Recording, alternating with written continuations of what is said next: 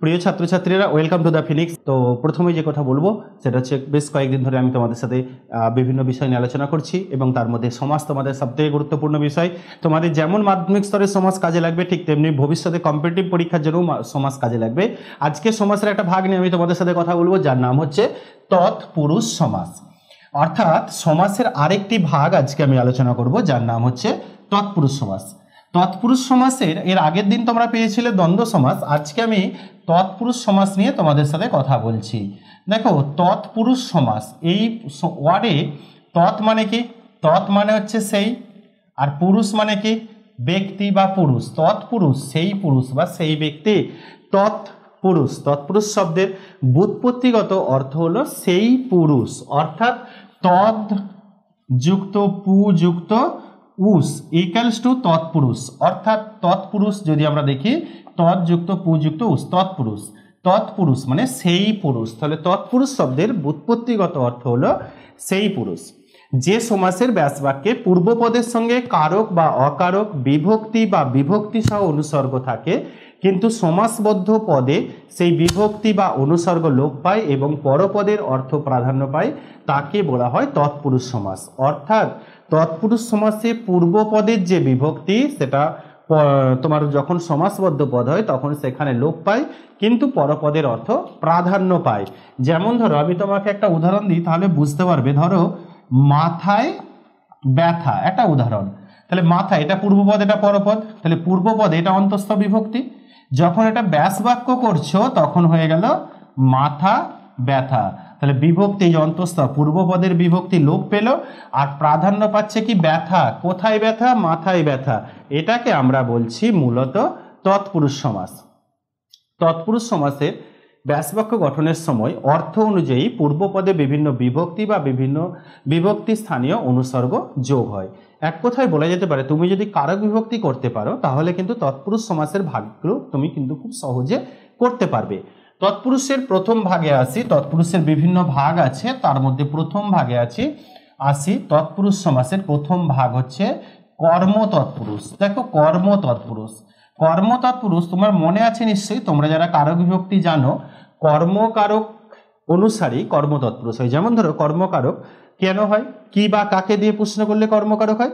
তাহলে কর্ম তৎপুরুষ যে তৎপুরুষ সমাসে পূর্বপদে কর্মকারকের অর্থ প্রকাশ পায় এবং পূর্বপদের সঙ্গে কর্মকারকের বিভক্তি চিহ্ন কে থাকে, তাকে আমরা বলছি কর্ম তৎপুরুষ।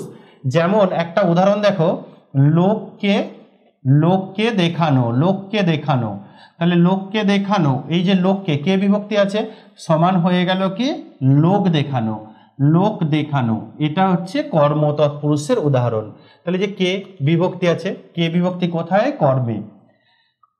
এর পরের ভাগের নাম হচ্ছে করণ তৎপুরুষ। যে তৎপুরুষ সমাসে পূর্বপদে করণ কারকের অর্থ প্রকাশ পায় এবং পূর্বপদের সঙ্গে করণবাচক বিভক্তি বা অনুসর্গ থাকে, তাকে করণ তৎপুরুষ বলে। মানে দ্বারা, দিয়া, এইসব বিষয়গুলো থাকে, অনুসর্গ থাকে, তাকে করণ তৎপুরুষ সমাস বলে।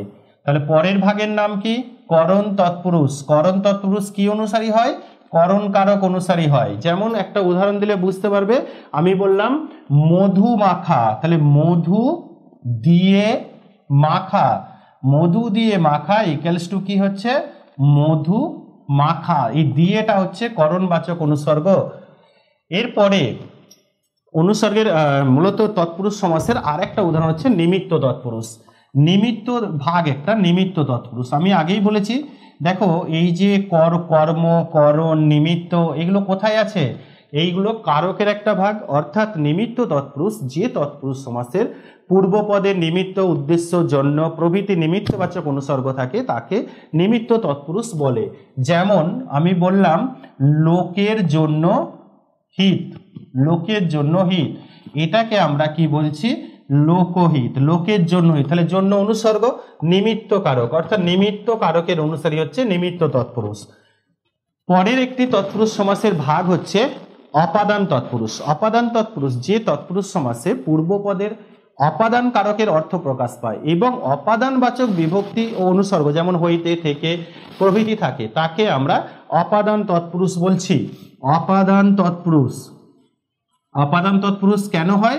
অপাদান কারকের অনুসারী হয়। অপাদান কারক কি করে হয়? হইতে থেকে। যেমন ধরো আমি বললাম তোমাকে দুগ্ধ হইতে জাত, দুগ্ধ হইতে জাত সমান কি হচ্ছে? দুগ্ধজাত, দুগ্ধজাত, দুগ্ধ হইতে জাত, দুগ্ধজাত। অপাদান তৎপুরুষ, এই যে হইতে অপাদানবাচক অনুসর্গ। এছাড়াও আছে কি? সম্বন্ধ তৎপুরুষ। সম্বন্ধ তৎপুরুষ তোমরা জানো, যারা কারক বিভক্তি করেছিলে তোমরা কিন্তু অলরেডি জানো সম্বন্ধ তৎপুরুষ। সম্বন্ধ পদ কেন হয়? র বা এর বিভক্তি যুক্ত হলে সম্বন্ধ তৎপুরুষ হয়। যে তৎপুরুষ সমাসের পূর্ব পদে র বা এর প্রভৃতি সম্বন্ধবাচক বিভক্তি থাকে তাকে সম্বন্ধ তৎপুরুষ বলে। যেমন তুমি একটা উদাহরণ নিচ্ছ, মামার বাড়ি, মামার বাড়ি, যে র আছে সম্বন্ধবাচক পদ সমান হয়ে গেল কি? মামা বাড়ি, সম্বন্ধ তৎপুরুষ। এছাড়াও পরের ভাগে আমরা কি পাচ্ছি? অধিকরণ তৎপুরুষ। অধিকরণ তৎপুরুষ এখানেও তোমাকে মনে রাখতে হবে, অধিকরণ তৎপুরুষ অধিকরণ কারক অনুসারে হয়। অধিকরণ তৎপুরুষ অধিকরণ কারক অনুসারে হয়। অধিকরণ তৎপুরুষ যে তৎপুরুষ সমাসের পূর্ব পদে অধিকরণ বাচক বিভক্তি যেমন এ, তে, অন্তঃস্থ ইত্যাদি থাকে তাকে অধিকরণ তৎপুরুষ বলে। যেমন ধরো আমি বললাম গাছে পাকা, গাছে পাকা ইকুয়ালস টু কি হয়ে গেল? গাছ পাকা, গাছে পাকা ইকুয়ালস টু হয়ে গেল কি? গাছ পাকা। গাছে কোথায়? গাছে এ আছে, তাহলে অধিকরণ তৎপুরুষ। এবার এছাড়াও আরো ভাগ আছে, অর্থাৎ এখানে একবার দেখো কর্ম তৎপুরুষ, করণ তৎপুরুষ, নিমিত্ত তৎপুরুষ, অপাদান তৎপুরুষ, সম্বন্ধ তৎপুরুষ, অধিকরণ তৎপুরুষ, এই ভাগগুলো কিন্তু সবই কারক অনুসারী হয়েছে। এছাড়াও নন তৎপুরুষ আমরা সংস্কৃতে বলি, যার একটি ভাগ হচ্ছে যেটাকে আমরা বাংলায় বলছি না তৎপুরুষ, যেটাকে আমরা নন তৎপুরুষ বলছি তার একটি ভাগ হচ্ছে না তৎপুরুষ। না তৎপুরুষ আরেকটি ভাগ পাচ্ছি না তৎপুরুষ। দেখো না তৎপুরুষ, না মানে নয়, অস্বীকার করছে। নাবাচক অর্থাৎ এই নেতিবাচক উপসর্গকে পূর্বপদ রূপে স্থাপন করে উত্তরপদ বিশেষ্য বা বিশেষণের সঙ্গে যে সমাস হয় তাকে না তৎপুরুষ বলে। এই সমাসেও পরপদের অর্থ প্রাধান্য পায়। না তৎপুরুষ সমাসে ব্যাস বাক্য না, নয় প্রভৃতি অর্থবোধক শব্দ বন্ধনীতে রেখে গঠন করতে হয়। এবং মনে রাখবে স্বরবর্ণ পরে থাকলে নন স্থানে অবশ্যই অন এবং ব্যঞ্জন বর্ণ পরে থাকলে অ হয়।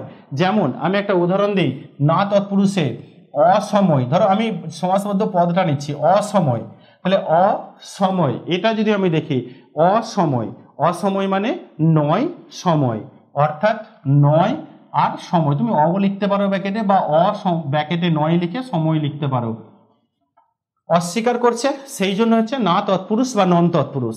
এছাড়াও আরেকটা আছে উপপদ তৎপুরুষ। উপপদ হচ্ছে কৃদন্তবর্তী পদের পূর্ববর্তী পদকেই আমরা উপপদ বলি। উপপদ তৎপুরুষ, উপপদের প্রাধান্য থাকলে তাকে আমরা উপপদ তৎপুরুষ বলি। অর্থাৎ উপপদের সঙ্গে বাক্যে ব্যবহারের অনুপযোগী কৃদন্ত পদে যে সমাস হয় তাকে উপপদ তৎপুরুষ সমাস বলে। যেমন ধরো একটা উদাহরণ দিই, যে মিথ্যা বলে যে, যে মিথ্যা বলে যে তাকে আমরা কি বলছি এক কথায়? মিথ্যাবাদী। একইভাবে কুম্ভ করে যে কুম্ভকার, সত্য কথা বলে যে সত্যবাদী, এটসেট্রা আমরা পাচ্ছি। এছাড়াও ব্যাপ্তি তৎপুরুষ একটা ভাগ আছে। ব্যাপ্তি তৎপুরুষ যেখানে ব্যাপ্তি বা বিস্তার বোঝায়, ব্যাপ্তি তৎপুরুষ কাল বা সময়ের ব্যাপ্তি বা বিস্তার বোঝায় তাকে আমরা বলছি ব্যাপ্তি তৎপুরুষ। কাল বা সময়ের ব্যাপ্তি বা বিস্তার বোঝায় তাকে আমরা বলছি ব্যাপ্তি তৎপুরুষ। যেমন ধরো তুমি বলছো চিরকাল, চিরকাল ব্যাপিয়া শত্রু, এই যে চিরকাল ব্যাপিয়া শত্রু যার একপদীকরণ কি হচ্ছে? চিরশত্রু। একপদীকরণ হচ্ছে চিরশত্রু, চিরশত্রু। এই যে চিরকাল ব্যাপিয়া, ব্যাপিয়া ব্যাপ্তি বোঝাচ্ছে, এর জন্য এটা হচ্ছে ব্যাপ্তি তৎপুরুষ। এছাড়াও ভাগ হয় ক্রিয়া বিশেষণ তৎপুরুষ, যে সমাসে পূর্বপদটি ক্রিয়ারূপে ক্রিয়া বিশেষণ হয় এবং পরপদের অর্থ প্রাধান্য পায় তাকে ক্রিয়া বিশেষণ তৎপুরুষ বলে। যেমন আমি একটা উদাহরণ দিই, ক্রিয়া বিশেষণের ভাগ একটা দেখাচ্ছি। ক্রিয়া বিশেষণ তৎপুরুষ, ক্রিয়া বিশেষণ তৎপুরুষ ক্রিয়ার দোষ গুণ বোঝালে তাকে আমরা বলি ক্রিয়া বিশেষণ। যেমন ধরো অর্ধদগ্ধ, অর্ধদগ্ধ, অর্ধদগ্ধ, অর্ধদগ্ধ মানে অর্ধ রূপে দগ্ধ, অর্ধ রূপে দগ্ধ, বা অর্ধ বা ভাবে দগ্ধ, দগ্ধ মানে পুড়েছে কেমন ভাবে, অর্ধভাবে। এই ক্রিয়ার দোষ গুণ বোঝাচ্ছে বলে এটাকে আমরা বলছি ক্রিয়া বিশেষণ তৎপুরুষ। এছাড়াও ভাগ আছে উপসর্গ তৎপুরুষ, যে তৎপুরুষ সমাসে পূর্বপদ হিসাবে বিভিন্ন উপসর্গকে ব্যবহার করা হয় তাকে উপসর্গ তৎপুরুষ বলে, যেমন অতিলৌকিক, অতি যে লৌকিক, প্রতিপক্ষ, প্রতি যে পক্ষ, প্রতিদান, প্রতি যে দান ইত্যাদি। এই ছিল তৎপুরুষ সমাসের ভাগ। অনেক বড় হয়ে গেল ক্লাসটা, অনেক স্পিডি বলতে হয়েছে তোমাদের সময় বাঁচানোর জন্য। আমি পরবর্তী সময়ে পরের ভাগ নিয়ে ফিরে আসবো, প্র্যাকটিস নিয়ে ফিরে আসবো, অনুশীলন নিয়ে ফিরে আসবো। যতক্ষণ না ফিরে আসছি ততক্ষণ সঙ্গে থেকেও, স্টে টিউনড।